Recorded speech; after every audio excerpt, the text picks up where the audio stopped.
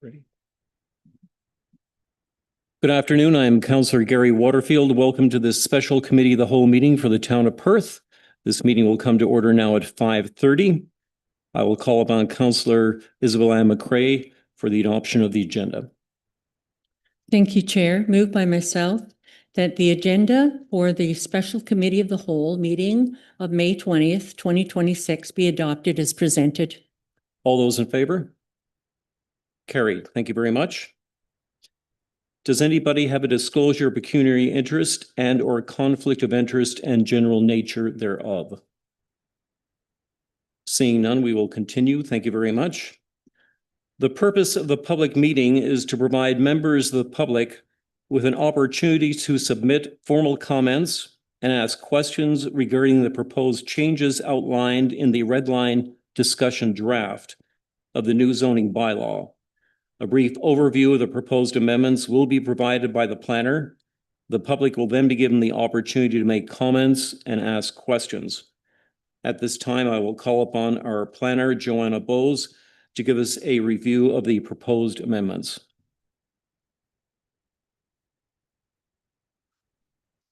I'll also call up Forbes Simon, who is our consultant on this project. Welcome, Forbes.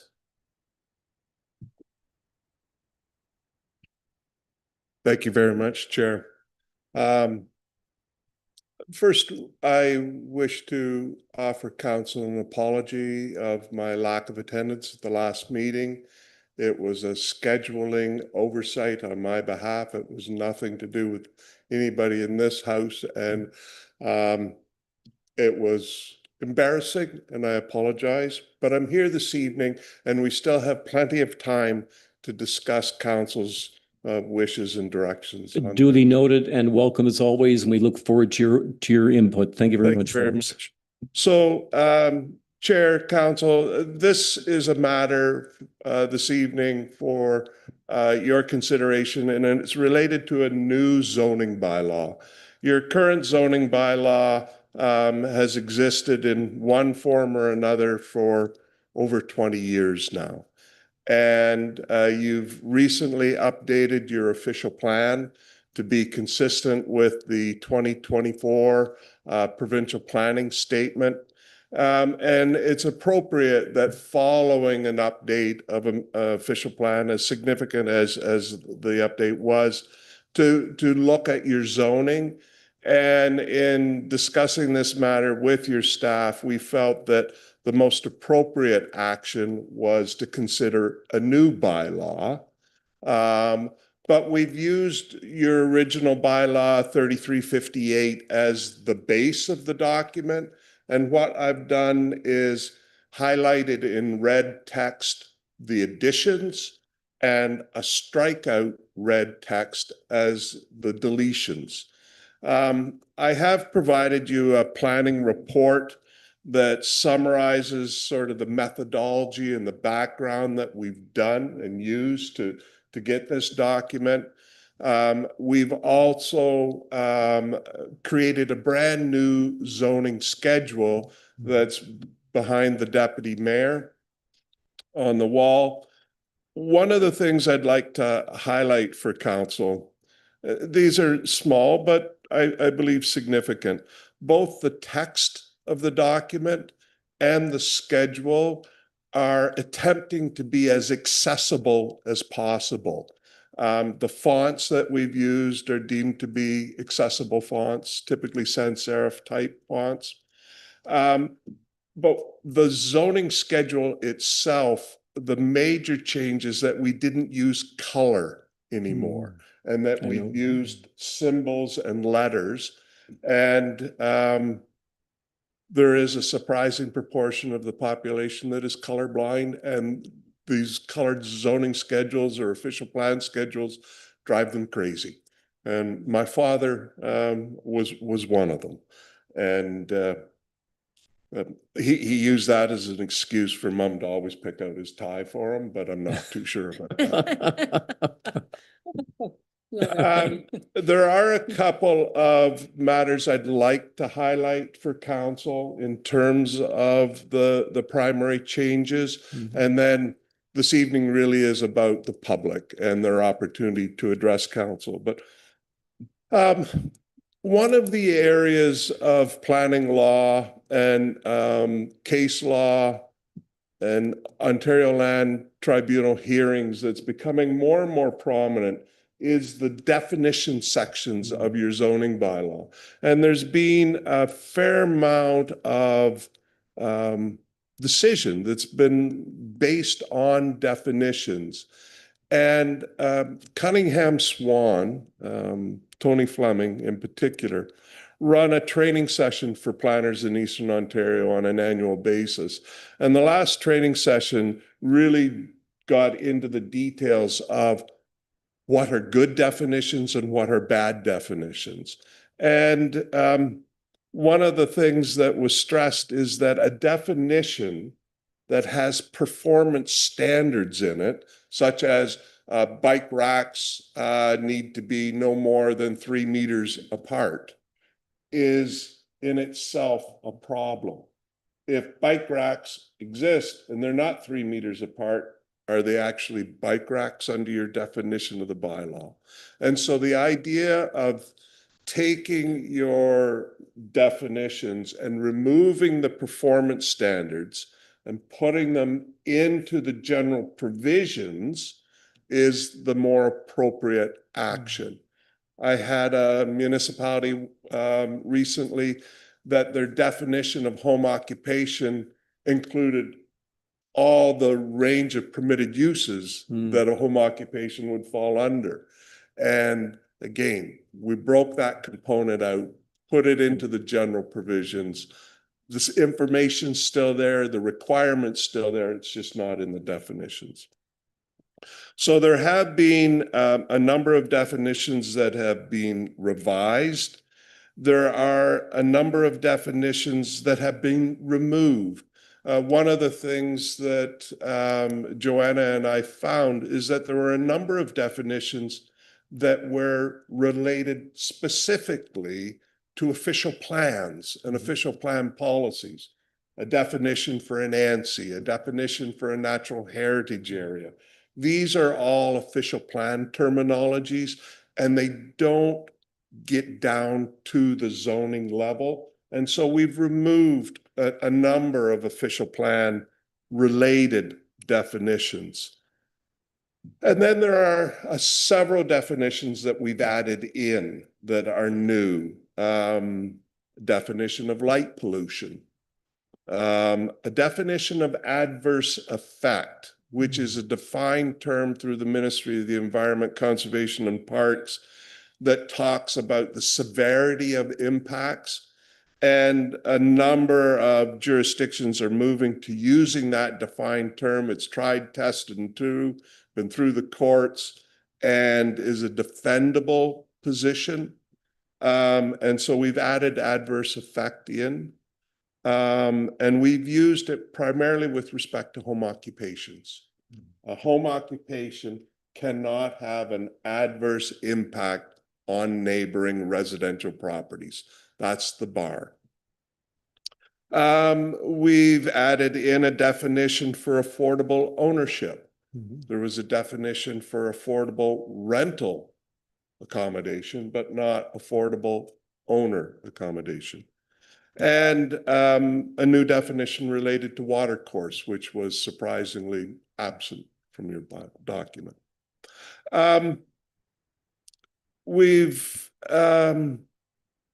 One other area that you'll see when you're going through is offices. We've removed 1 or 2 definitions of office. I think you had 3 different types of offices in the town of Perth. One is sufficient. An office is an office is an office. And I think, again, to simplify and standardize things, 1 definition will do. I think what happens when you have multiple definitions like that, they can become a trap, either for staff missing or not applying the appropriate definition, or to a developer that or someone that wishes to have an office and they don't fit the category that's in the zone. That's just awkward and unnecessary. Again, trying to make the document user-friendly.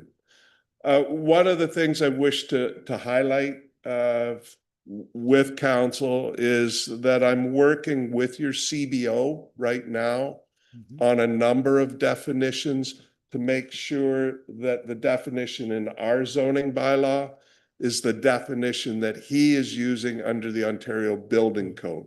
Things like cellars, basements, story in terms of height. And so I'm working with Steve on that, and there will be potentially some minor tweaks in some of the definitions, but the intent is to make them so that planners are using the same definitions as building inspectors, which again, I think is generally a good idea.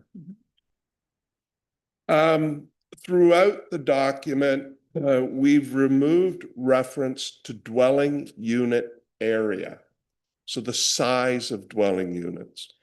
Planners have been directed through our institution to go through zoning bylaws and find out the barriers to investment of affordable housing.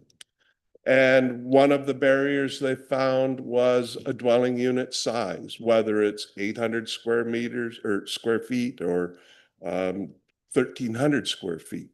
And so that's a matter that is more appropriately left to building code issue and really shouldn't be in a planning document. And so you'll see that that's been removed. We've updated your additional dwelling unit provisions, and we've changed it to additional residential unit. That's the terminology that the province is using. That's the terminology that's in the Planning Act and the provincial policy statement. And I think we should be making efforts to standardize that terminology again, so it's not a potential landmine or something that you trip on in the future. One of the other significant changes you'll see, it's more structural in nature, is that we've moved the reference to floodplain from a general provision to an actual land use zone. And I think that this is important because floodplains are becoming more and more of a prominent issue, whether it's the frequency of extreme weather events or insurance companies needing to identify properties that are vulnerable. And so having it actually as a zoning layer, I think is a significant improvement to the overall structure of how that issue is dealt with. One area I would like council's direction on, not saying I don't want any direction in the other areas, but one that's been highlighted is related to parking. Currently, your standard is one dwelling unit requires 2 parking spaces. I think that that is a little on the high side. I certainly think that there's an opportunity for clarification of a lower parking standard for affordable units. And I think that it's worthy of council's time and effort to talk about parking and whether you wish to stay at the 2, which is certainly your prerogative and respectful of the fact that we don't have public transit, or if you wish to lower that standard. There was an error that Joanna and I picked up recently in your general industrial M2 zone, that we've added in existing class 3 industry as a permitted use in your industrial park. I think it should be just class 3 industry. I don't think it should be limited to existing. And then finally, the last thing that we've done that is it changes, we've updated the penalties to be consistent with the Planning Act as they are today. The final thing that I wish to highlight for you is perhaps the most significant change to the document, and that is a fundamental overhaul of your residential zoning policies. Currently, you have 4 residential zones. You have a large lot, single zone. You have a normal lot, single zone. Then you have a zone for duplexes and semi-detached, and then a zone for everything else that's higher density. The document that I have before you is one that Joanna and the CAO and I spent a considerable amount of time talking and discussing. And this option that I have before you, I'm deeming it to be a CMHC compliant option. Right now, the majority of funding from government for affordable housing is coming through Canada Mortgage and Housing Corporation. It's federal money. And it's the main vehicle is the Housing Accelerator Fund. You may have heard recently the city of Ottawa getting millions and millions of dollars from CMHC through their Housing Accelerator Fund. One of the criteria that CMHC has is that your base residential density has as a right 4 residential units. Currently, under provincial legislation, you have a de facto density of 3 residential units. Every single detached dwelling, every semi-detached dwelling, every townhouse dwelling has the option for 2 additional residential units, the ARUs I spoke of earlier. That gives you a base density of 3 on every property in residential property in the town. What I'm suggesting is that be increased by 1 to make it 4. And that would then put the town in a position where it's 1 less hurdle that you have to get over to get significant investment into affordable housing through the federal government. And so that CMHC compliant zoning has 2 zones. The R1 would allow up to a 4-plex. And then the R3 or 4, I forget which we called it. R4, thank you, Councillor, is going to be for 5 units and above, and townhouses. So townhouses are put into the higher density zoning. So you go from 4 residential zones down to 2. The other thing, and I hope this doesn't confuse things too much, but both Joanna and I have, we're almost shell-shocked with the rate of change by the provincial government in terms of the intrusion into local planning matters. And the additional residential units is an example of that. There is a bill that's referred to as Bill 98. It has had 3rd reading. I think that it's proceeding to royal assent. And that essentially eliminates minimum lot size for residential development. It drops it down to 1,890 square feet, 175 square meters.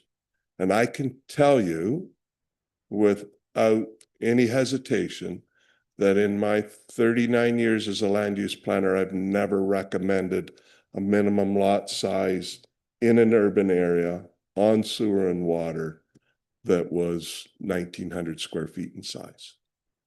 And so this is smaller than anything that I've encountered in my career working with small town Ontario. And I'm really not sure what to think about it. My the way for council to proceed, I think, is to pay attention to that bill. I anticipate that it's going to be approved before Parliament rises for its summer recess.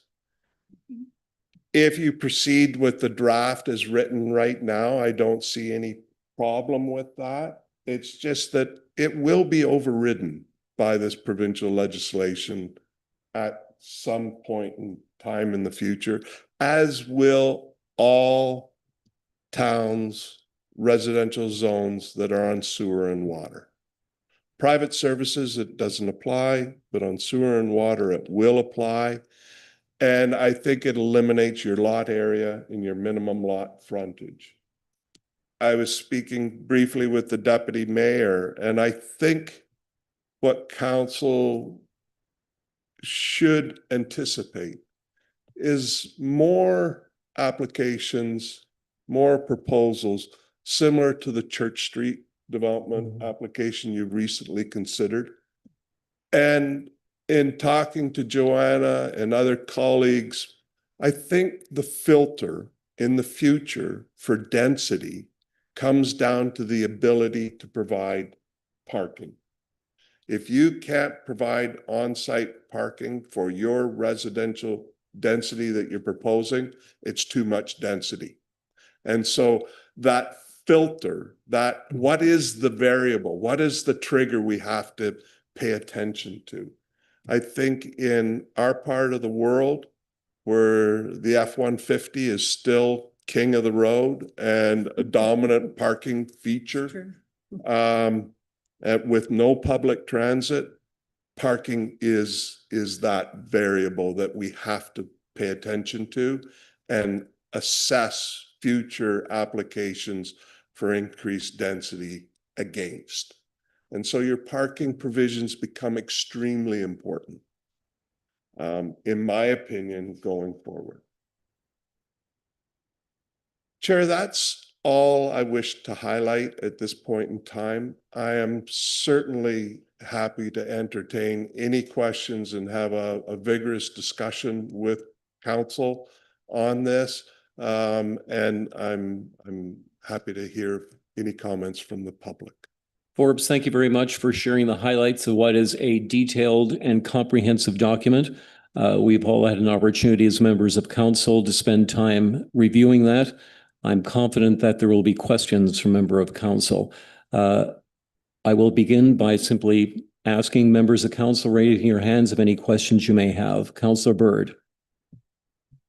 Thank you, Chair. It's a question really for my information and understanding. I may have missed this.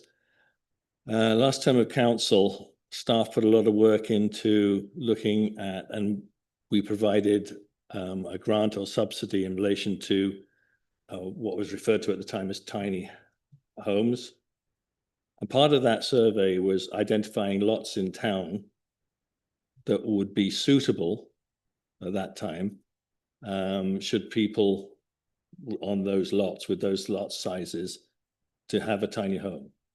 Now, I know the other, the density change that's being given by the government now includes making a house, a secondary unit inside the house.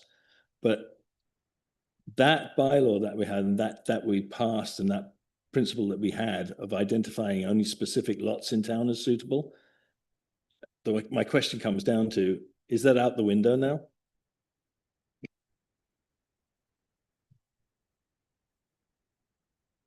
Potentially, yes.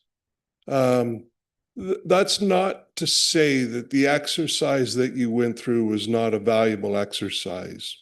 I think a lot of the times we have wording or uses that are highlighted in a zoning bylaw as being permitted, but they're just not feasible.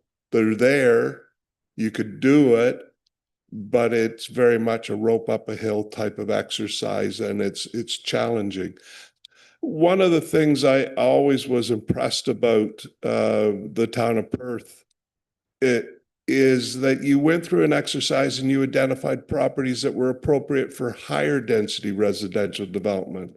And I think Councillor McPherson, you'll remember when you did that and you pre-zoned a lot of Mhm. properties, R4, again, to encourage higher density development. And it was very successful. You had, I think, 4 apartment buildings that ended up on those pre-zoned residential properties. That's a really good exercise for council to go through. Going through an exercise and looking at a new form of housing, tiny homes, there's not a downside to doing that work. It's just that the regulation component of it is perhaps redundant now. And as we eliminate minimum dwelling size, as the province moves to radically reduce the minimum lot size, it all becomes a moot point and it's out of our hands. It's being determined by senior levels of government how we're to approach that. So I would say, again, just in summary, the exercise is a good exercise. The regulations may be redundant. I think that's what answers my question. Thank you. Other questions from members of council? Mayor Brown.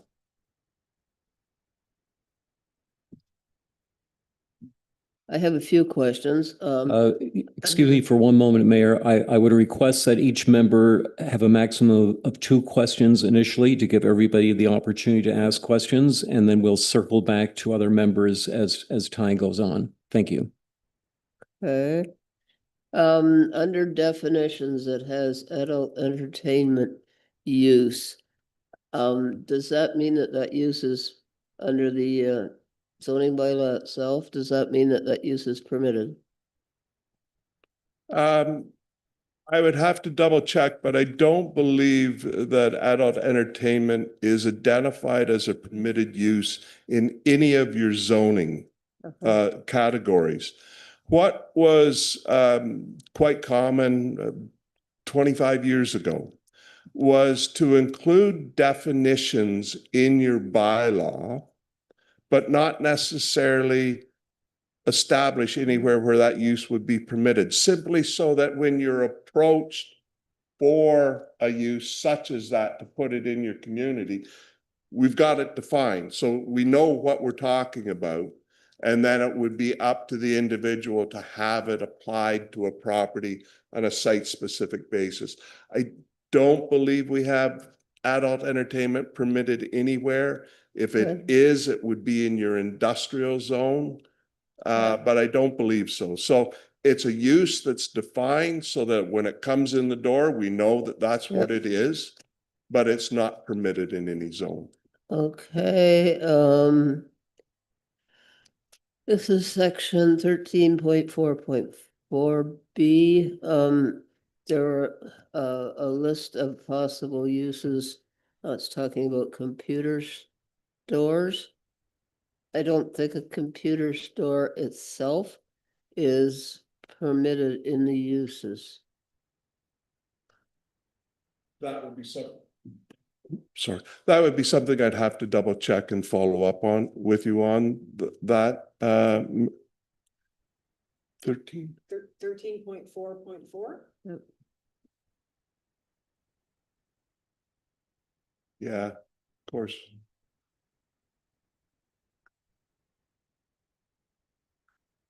I can come back to that if I may.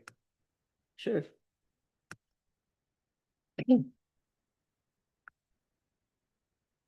Okay, at this time, I'd like to give other members of council the opportunity to ask questions. Mayor, Councillor McCray. Thank you very much. So I'd like to ask about source water protection, 4.37. Can you just give a further explanation about the IPZ and further explanation about more sensitivity ratings? I don't completely understand that. Thank you, Councillor. I'm not going to profess to be an expert on source water protection. It's managed through the Rideau Conservation Authority office, and they are the experts.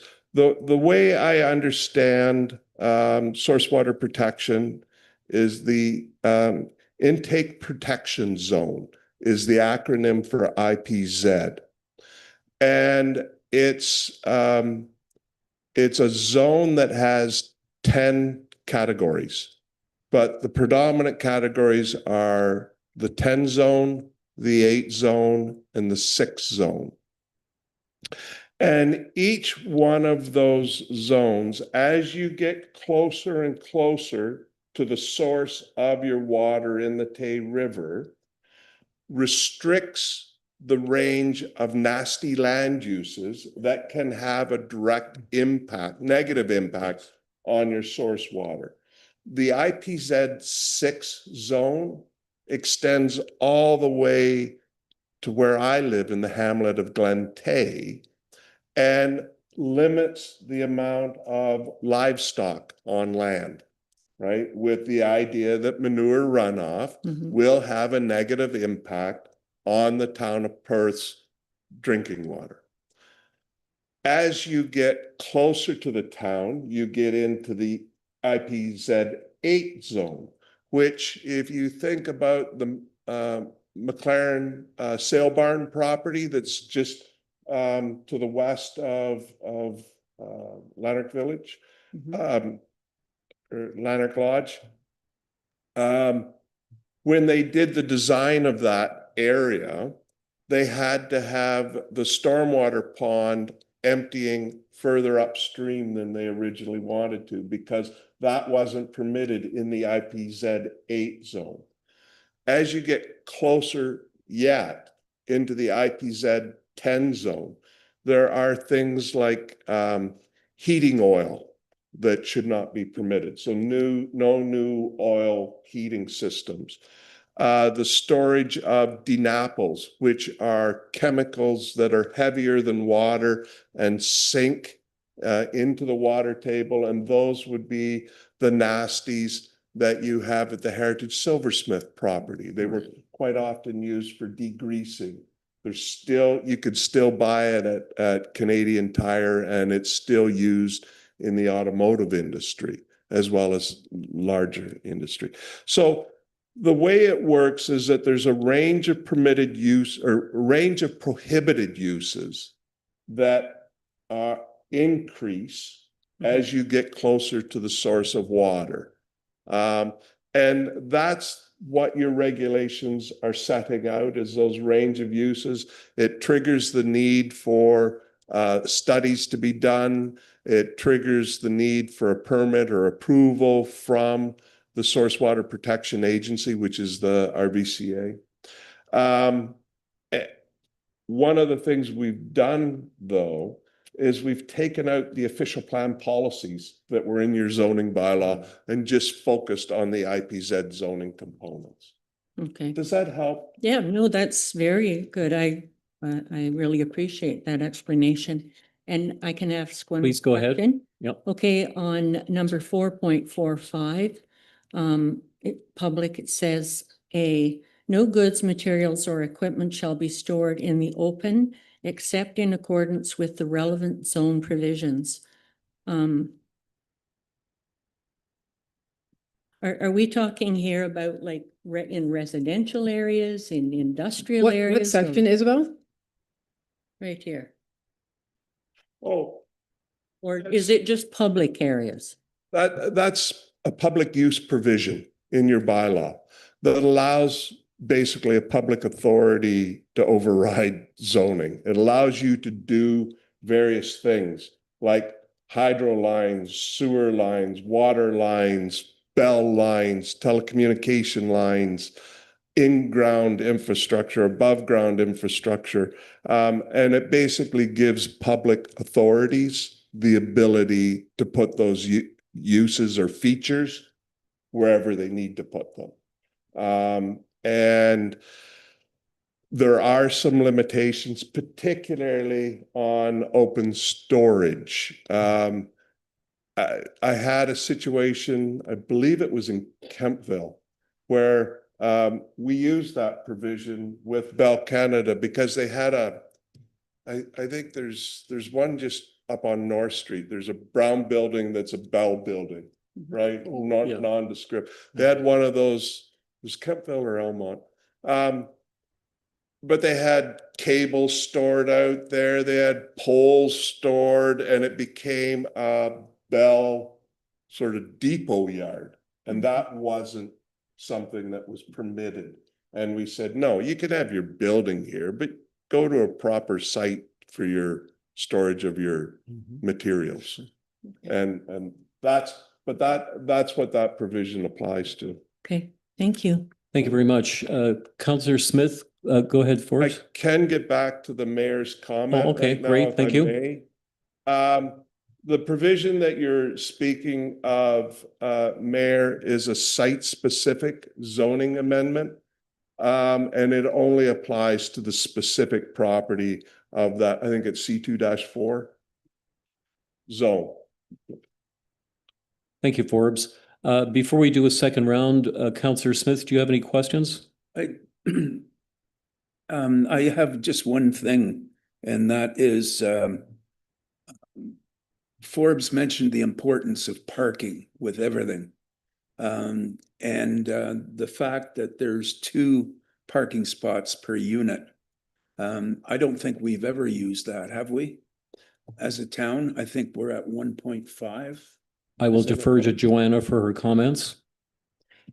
It has always been, well, it depends on what the use you're looking for is for apartments, you know, if it's a 1 bedroom, 2 bedroom, 3 bedroom bachelor, those numbers are different, but for a single family dwelling, it is 2. We have used it, I think, it's always been there. In terms of the planning applications that I brought forward to council for approval, the way I've been looking at it is if there has been affordable housing included in it, then I'm willing to go down to 1 parking space per unit, which in the zoning bylaw says the minimum is 1. So that's the section that I'm using for that. But yes, single family dwellings have always been 2. And just, you know, to Forbes's point, if we're looking at density based on parking, then the larger number of parking spaces you have, it's slightly less density. So we need to be cognizant of, you know, the 2 versus 1.5. That helps determine how the site is built out and designed. Thank Okay, you. Thank you. Does that answer your question, Counselor? Deputy Mayor? So with the governments and all their wisdom moving to 1,800 square foot lots, you're barely getting a house on that lot. You can't put a shed on the lot, probably. I don't know. And if you have children, they're not going to have a yard to play in. Is there not going to be more pressure on municipalities to provide more parkland, and or are we going to? We can't say so. So this is like an 1,800 square foot room, roughly, right? This is to me. So I'm going to dump a house on this thing. Either the house is going to go up awful tall. You know what I mean? Like, are we going to be able to restrict the house built on the lot? Or am I going to come in and say to you, by the way, I'm going to build a 3-story house to get everything I want in the house because the lot's not very big. By the way, I also want to put a pool in my backyard and I need a shed for that. Are we going to be having fights with developers or people in town if someone sells an 1,800 square foot lot? Or like, what do we do if someone comes in with a plan for a big house or whatever? Like, where do you stand now as the planner, Joanna? Like, can you no, but I mean, can you stop it, or do you, like, how big a house can someone build on a lot because they're going up instead of out? Like, I mean, I get the government, you know what? I get it. We need more housing. But at the same time, if you had a developer in town who says, I'm building a development with 1,800 square foot lots to sell, and we can't stop them, I just think the town is going to be in a perpetual fight with the developers and the neighbors, who are all going to be fighting with each other over fences and sheds. And I don't know. I don't think the government's going in the right direction. I get it, we need more houses, but to drop it down to 1,800 square foot is going to be quite a challenge for the local planners to try and work around and keep everybody happy, to let them build their places. I agree with you. sir. I think my sense is that it's build houses at any cost. We're being inundated with changes that remove tools from our toolbox to manage the growth and development of our communities, whether it's eliminating development charges, which help finance growth-related costs, whether it's eliminating the need for minor variances for 10% reductions, to saying, you know, we can't determine the size of the properties that fit in with our established community. All that seems to be quickly falling to the wayside. I spoke with Councillor Bird earlier, and you know, the conclusion of our discussion was, I don't think these changes are being made for us. They're being made for south of the 401, larger urban areas, GTA, where there's public transit, right? The reality of creating a 2,000 square foot lot and having it attractive on the marketplace, I'm not sure is there. I sort of see what's going to happen is that developers will come in. They're going to be very excited to take advantage of these new rules and regulations. They get a plan of subdivision approved based on these regulations, and then they try to go and sell those properties and houses, and they may not be what people are moving to the town of Perth for. It may not be what attracts people to move to the town of Perth. And so it wouldn't be the first time that the developers come in and said, I've changed my mind. This isn't what the market wants. I want to go from singles to apartments or vice versa. I think, Deputy Mayor, we've seen that happen a couple of times sitting around this type of table, that the developers change based on the market. I think the market is going to continue to be a driving factor in what gets built in various communities. I was told once by a developer when I was in Kemptville, listen, people aren't moving to Kemptville for a Barrhaven townhouse, right? They can be in Barrhaven and get that and be closer to their work. They're moving to Kemptville for something that they can't get in that community. I would suggest that that's more the case for the town of Perth than it would be for Kemptville. You are at that 1 hour edge of commuting into the city. And as long as you continue to be at that 1 hour edge, you're going to be limited to attracting a certain group of people coming to the community. Small or young families have not been coming to Perth. It's not because Perth has a lack of recreation or quality schools. It's because you're outside of the commuter shed of the city of Ottawa, right? That's the simple fact. And if you develop here, you sort of have to appreciate that that's what your market is, right? And so, yes, these are all radical changes. Yes, there's going to be a pendulum that's going to swing back in the other way. There's going to be rebellion. There's going to be communities that are just going, this isn't what we want. There may be communities that say, maybe we don't want to grow if that's what growth means. And they won't be investing in sewage treatment plants and water plants to allow new growth. I'm not sure. It's really going to be something I'm going to observe in my retirement. And Okay. it's going to be very, very interesting to see how it works out, Deputy Mayor. And I don't think that that's the satisfactory answer to your question. But I think it was. I'm like you, I talked to a developer a couple of weeks ago and he said he's not developing here. There's no market here for him. Carleton Place is the cutoff. He's looking for young families who want to work in Ottawa, but once you get to Carleton Place, that extra 30 minutes with traffic, it's too far.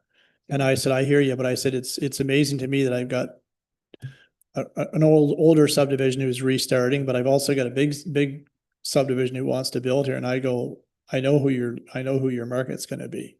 It's not going to do me any good, but I know who your market, I shouldn't say it's not going to do me any good, but it's not maybe what I hear from my children, what they want.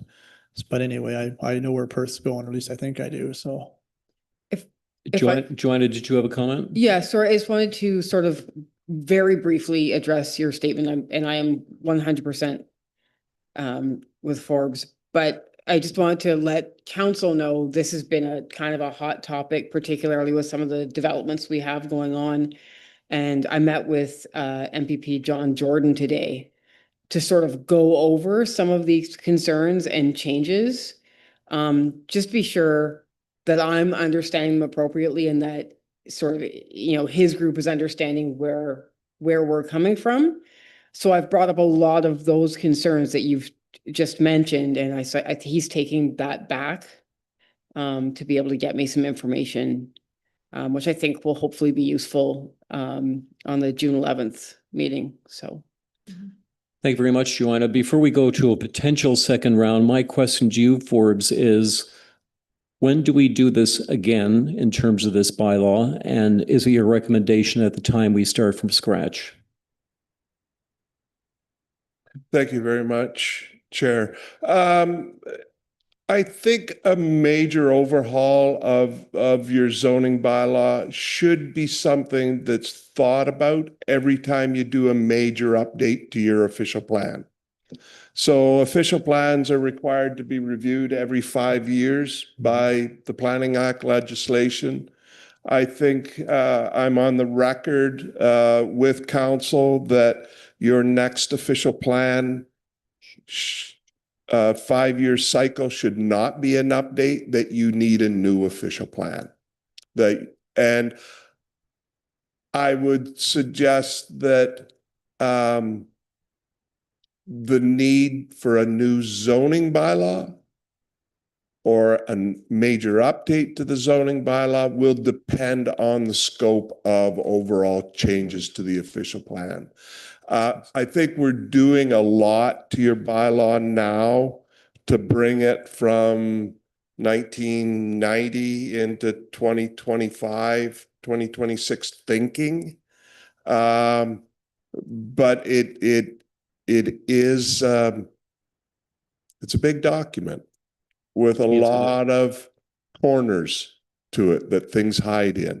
And that's not always desirable. And so maybe as you do a new official plan, you would do a new zoning bylaw as well. But again, I wouldn't want to prejudge that until you went through the official plan exercise and see how this update works.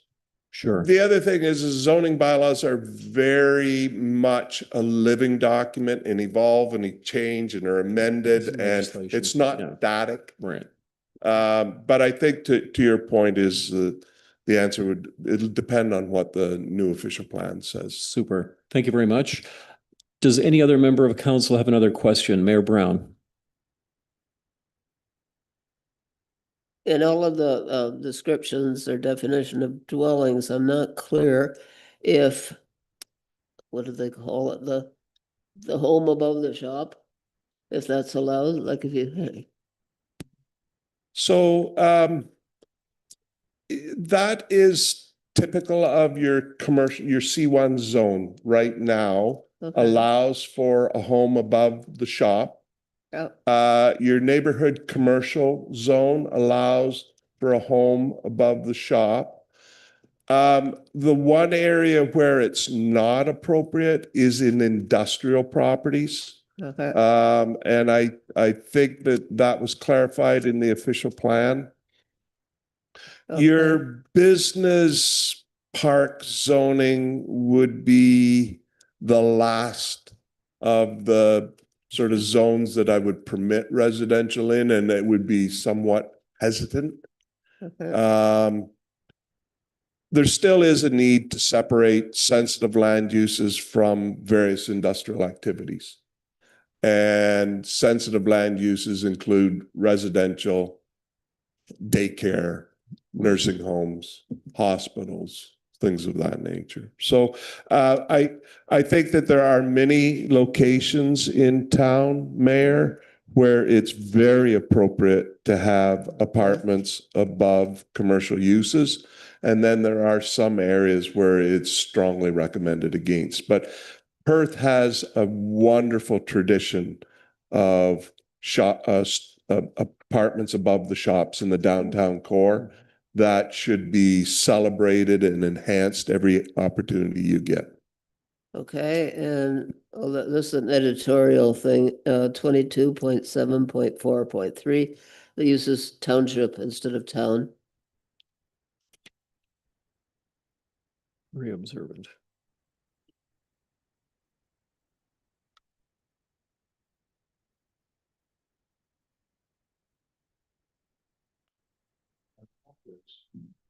I apologize for that, and we will fix that. With this amount of detail, it's easier to make a slip Well, like that. and I really appreciate that. The attention to those details, the review that the clerk does, the review that Joanna does, the review that Steve does. Everybody's comments make this a stronger, better document. On that point, it is worth noting for the record that where there are spelling errors, typographical errors, oversight errors, the clerk does have the authority under the Municipal Act to make those changes without bringing it back to council.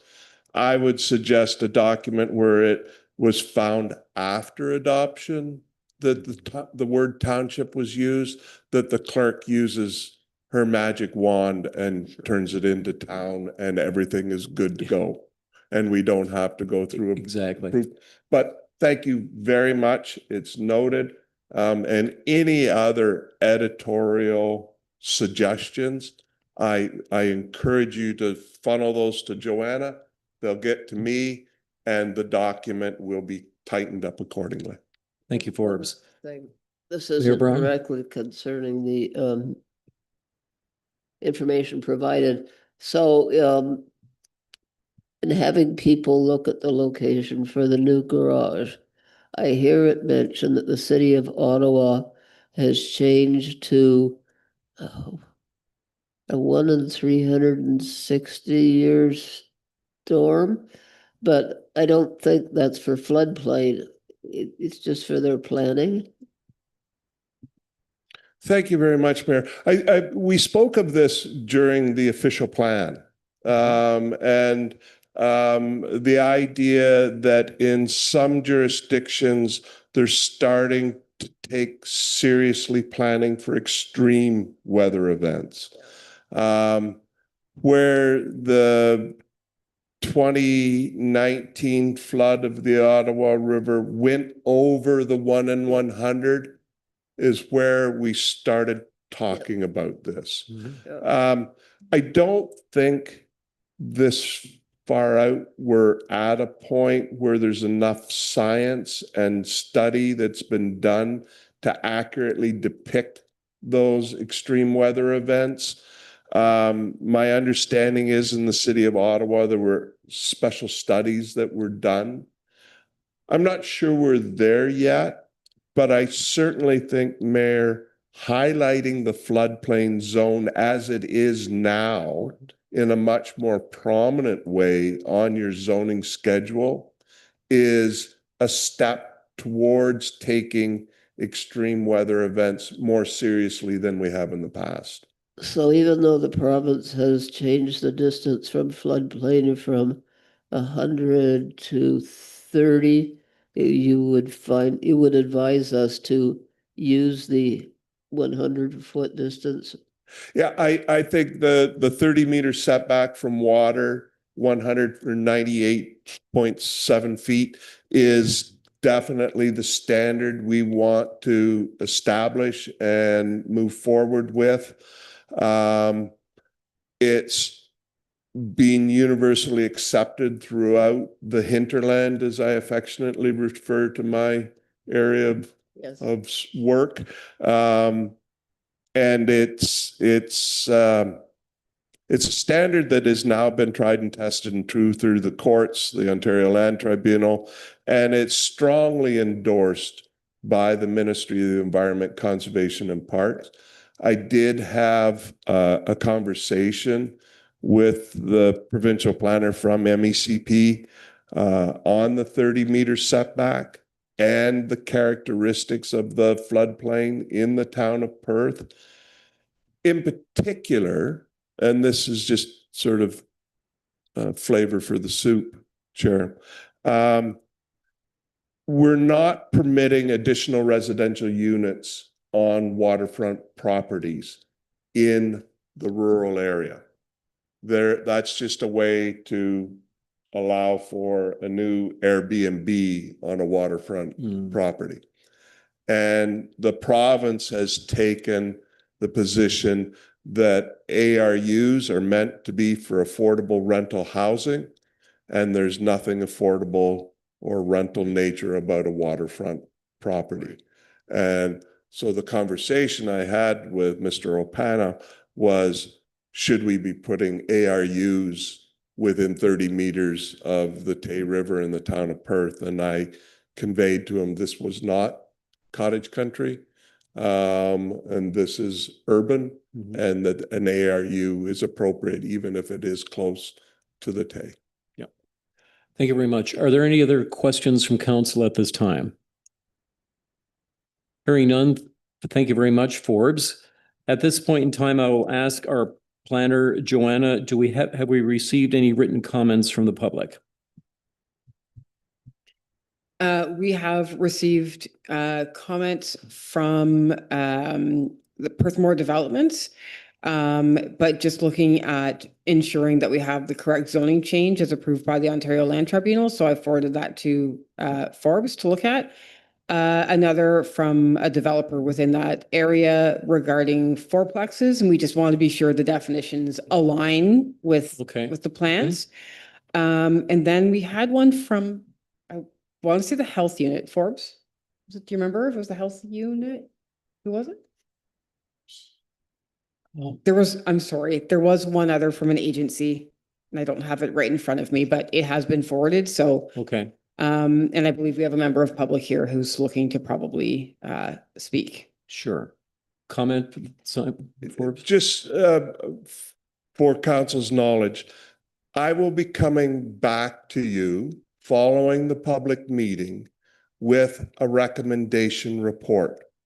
And that recommendation report will highlight all the comments that we received. They'll be appended to the report, and as a matter of public record, I will critique each of the requests. Excellent. And give you a recommendation on what changes to the discussion draft I think are appropriate based on the comments that have come in.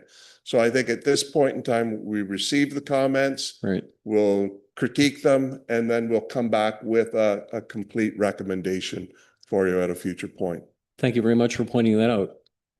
At this point in time, there is an opportunity for oral comments from the public, either online or in chambers.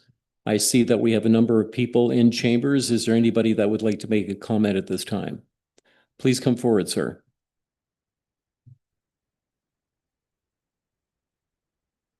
It certainly is complex. If you could please state your name and your address, please. My name is Gordon Phillips.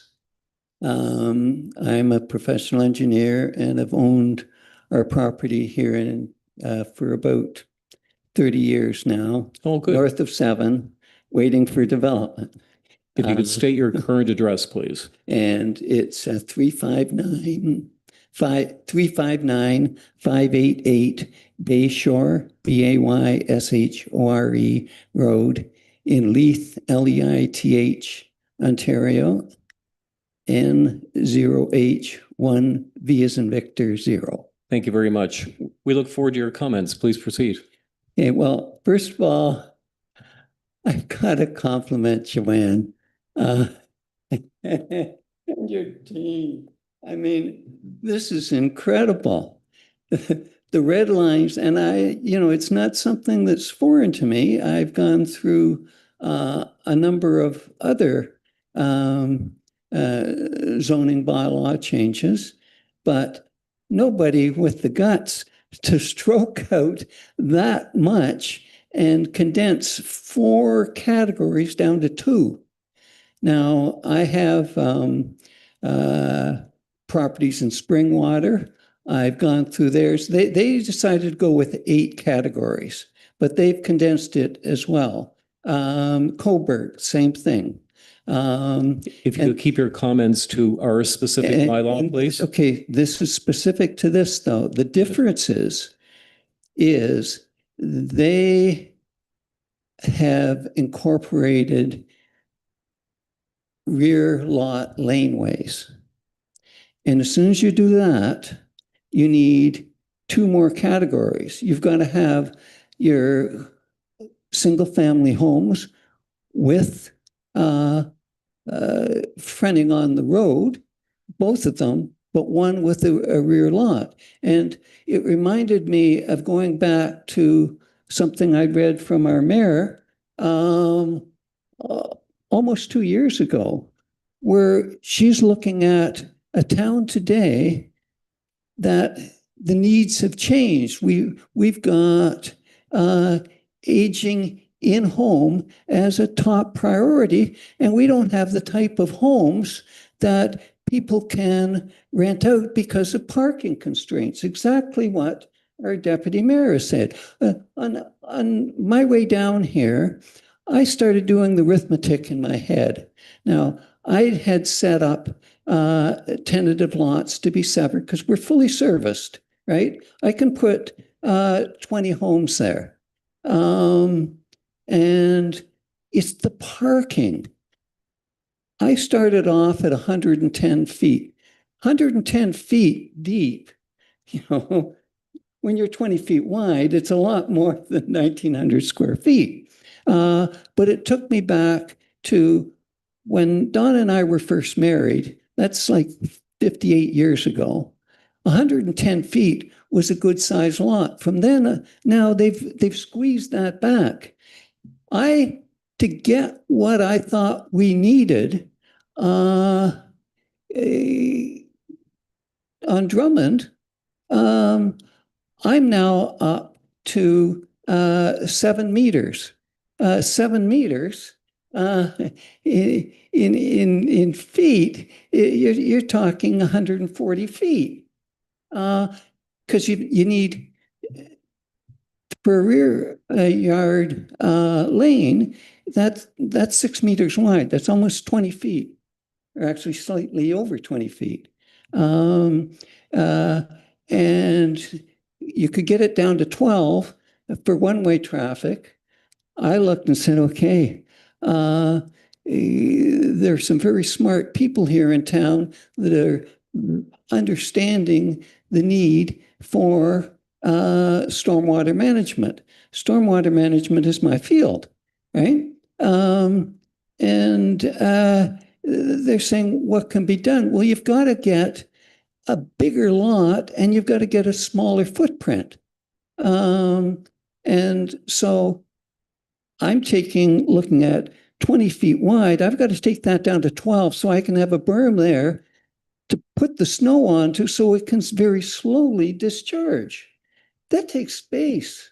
I don't know how what kind of place you're going to have. You'll have no trees if you squeeze down to them too small, and you're not going to have aging in place if you don't have the parking for people to want an extra residential unit in their basement. The other issue is overall planning, but it's really that if there was one thing I said to myself, it's we've had that secondary plan for forever. And because I have service land on Drummond, I can take a piece off of it, but no one else can. And I've got to, in good conscience, say what I'm going to put on there today is perhaps residential rental, but I should think as if it was owned. And if it was, could you have another dwelling unit in that home? And it comes down to only if you've got enough parking. Well, with a rear yard lot and enough space, you can easily have 4. 3 is a no-brainer and 3 is a must. Cellars are almost mandatory. You can't have, you can't have a basement up there, in my opinion. Like if you look at Wasaga Beach, high water table, no basements go down more than 4 feet. As soon as you go down more than 4 feet, you've got to start lowering your drainage pipes in the road. And if you go back too far, and that's why the original developers or planners for that said, we want to go back and make this a heritage type design.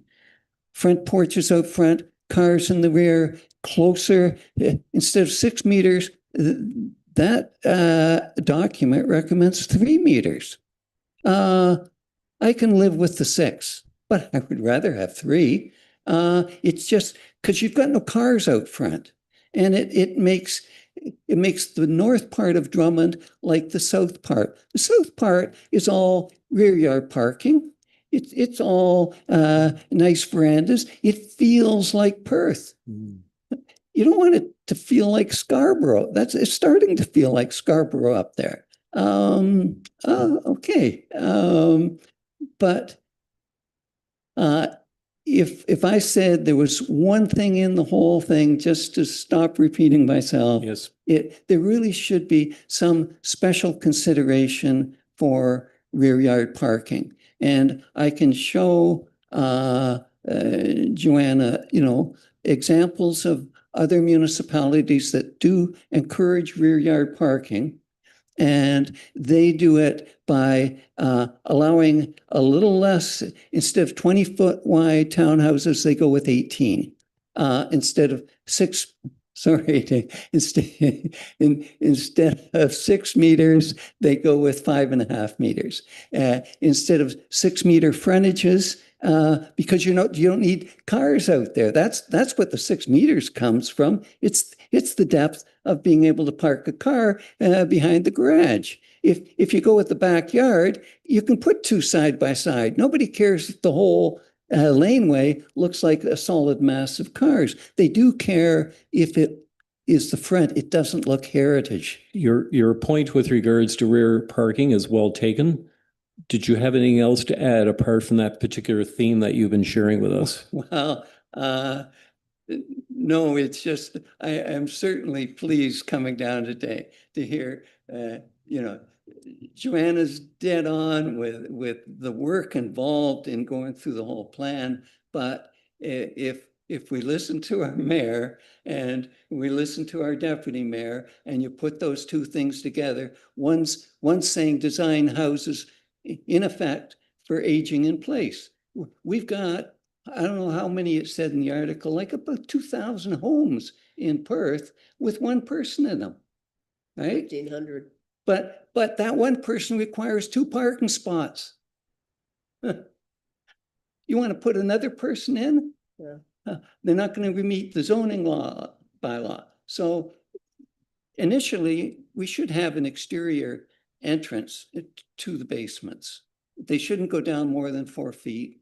I'm sure I could take that stormwater management pipe up 6 feet. If I could, plan the whole north of 7 area as a unit, the way Wasaga Beach has been done. And you do that, now you're into, instead of an $8 million, water treatment or water storage facility, you don't just age your people in place, you process your stormwater in place. You do it with French drains, like they're berms between units or at the side of a rear laneway with gravel underneath them, so that the water goes down, recharges. You don't spill it over into the street, running it down a paved driveway. Rear laneways can be impervious. Streets can only be pervious, and people's front driveways, they just don't feel right if they're impervious. Your comments today are very well taken, and we certainly appreciate the compliments that you've passed along to our staff and to our mayor and deputy mayor. Do you have anything else to add at this time? No, I don't. I just, I am so thrilled that we've got the caliber that we've got. Well, thank you very much for your comments today. Forbes, did you have a comment to make? No, the only thing that I would ask is that people that provide comments follow it up in writing and not leave it to myself and Joanna and the clerk to interpret what was said. So if there could be a follow-up written comment, it really helps to make sure that we capture the nuances that were said in the comments. Thanks very much for pointing that out. And I think that's very, very important. We can certainly listen and we can record, but we certainly would welcome, as Forbes said, submitting a written document as well as your oral comments. So thank you very much to both of you. Is there anybody else that either online or in chambers would like to make a comment at this time? Please come forward, Louise.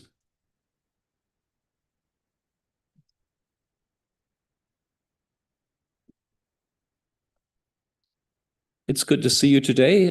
For the record, if you could please state your name and your address, and we look forward to your comments as always.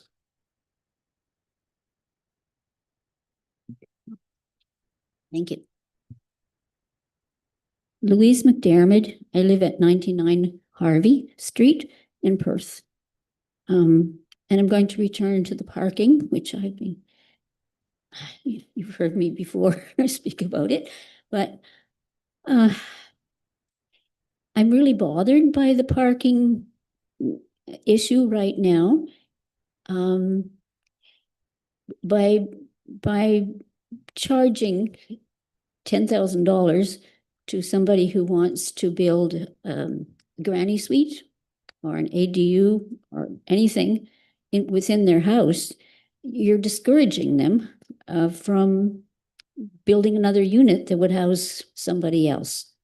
And in Perth, we have a sizable senior population who would like a small unit and don't have a car.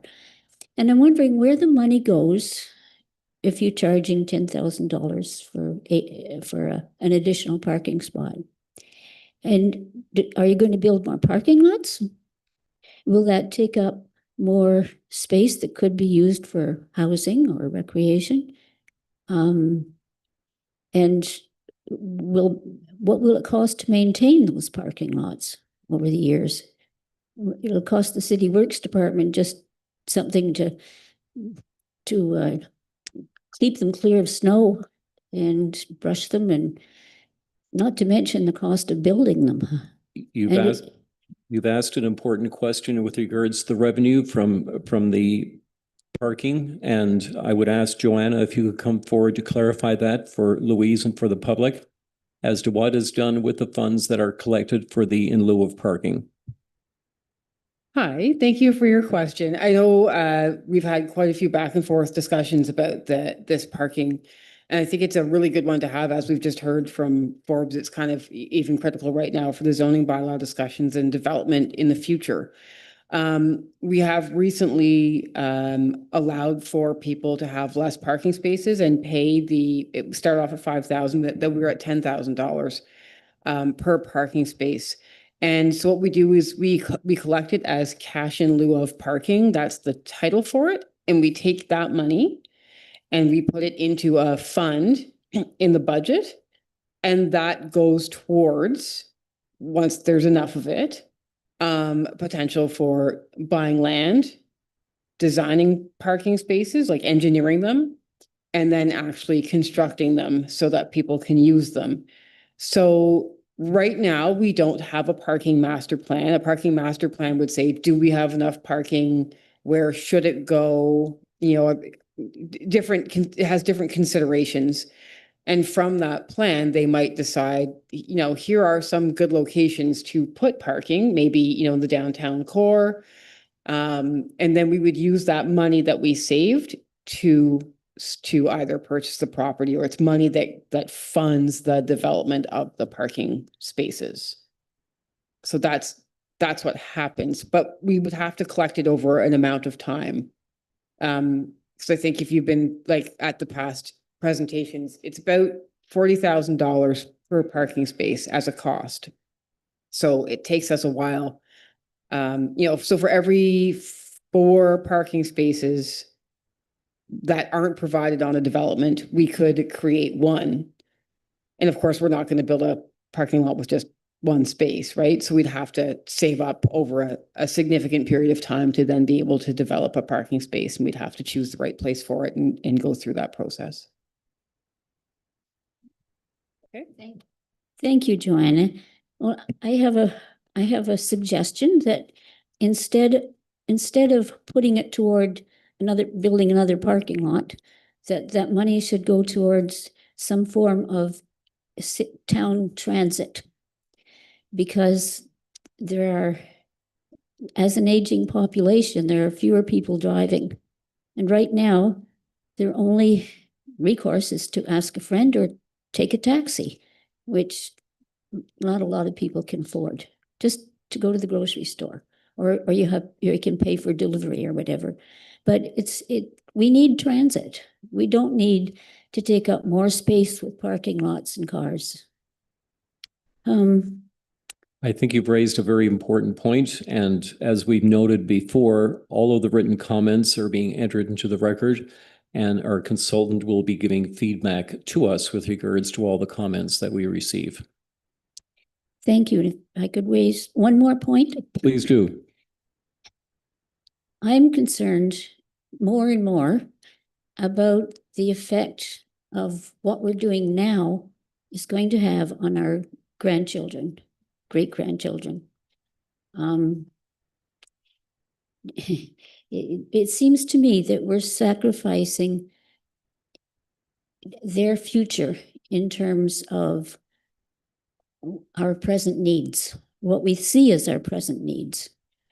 Maybe we should be looking at stepping back from wanting so much and leaving something for our children, like in terms not just of parking lots and cars, but the whole environmental issue. Should we really be putting more money into things or into Do you have a housing, but all the standard of living that we've become used to? Because our children are not going to have that. And I don't know how you do that at the municipal level, except by small increments, making a start and encouraging people to think about the next generation. Louise, thank you for your insightful comments. And as was suggested by Forbes, to accompany your oral comments with written submission of what you've just shared with us. And I would encourage with the last portion of your comments, If you can think of any specific examples that could be helpful for us, that would be appreciated. Build fewer parking lots. Thank you very much. Are there any other oral comments either online or in chambers today? I do not see anybody online. So with that, I will call upon Councillor Byrd for a motion, which is in front of you. Thank you, Chair.